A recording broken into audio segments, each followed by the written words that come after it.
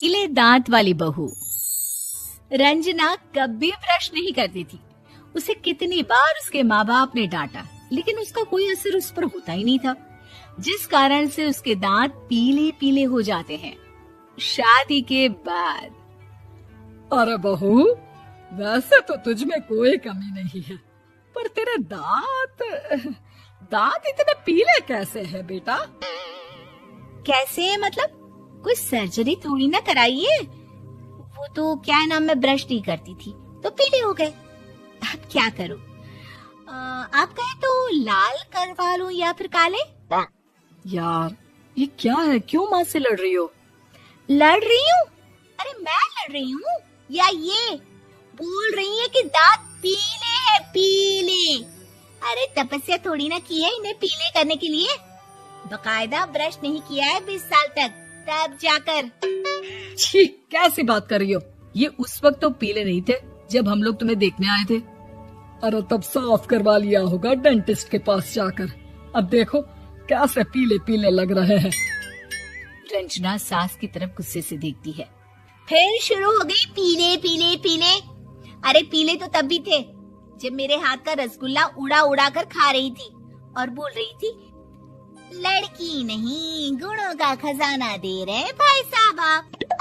खैर, अब वो लोग करते भी तो क्या करते, पीले दांत वाली बहू पल्ले पड़ी थी तो झेलना तो था ही। एक दिन कीर्तन में रंजना गाना गा रही थी। अरे कमला बहन, माँ का द्वार है, यहाँ तो सब शुद्ध होकर आते हैं, फिर अपनी बहू को ब्रश भी नहीं करवाती तुम। दूर से पीले पीले दांत भक्ति में बाधा उत्पन्न कर रहा है। अरे कोई 2 साल की बच्ची थोड़ी ना लेकर आई हूँ मैं बहू बनाकर। अच्छी खासी लड़की है, अरे कैसे करवाऊं ब्रश? ये तो उसे खुद करना चाहिए ना। अब माँ बाप तो इसके जैसे तैसे निपटा दिए, ये नहीं सोचा कि सास कैसे संभालेगी। सास बहू को लेकर घर आ जाती है, लेकिन सोच लेती है कि अब इसे लेकर कहीं नहीं जाएगी। अगले रोज बहू कहती है, अरे क्या हो गया, मंदिर नहीं जाना क्या? कीर्तन का वक्त हो रहा है। मेरी मधुर वाणी से कान्हा जी जागते हैं और सोते हैं।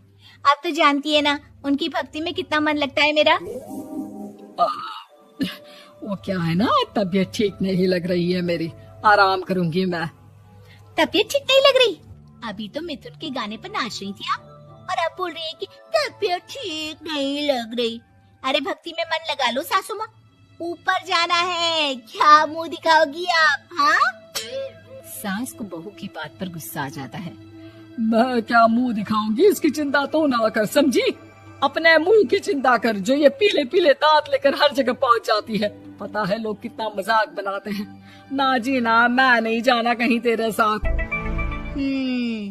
तो ये बात है। कोई ना, मत जाओ, मैं अपने कमरे में ही बैठकर भक्ति कर लूंगी। ऊपर वाला दांत थोड़ी ना देखता है, मन देखता है, भावना देखता है। और अरे बस बस, तू सब कुछ दिखा, बस ये सफेद चमकदार दांत ना दिखाना किसी को, है?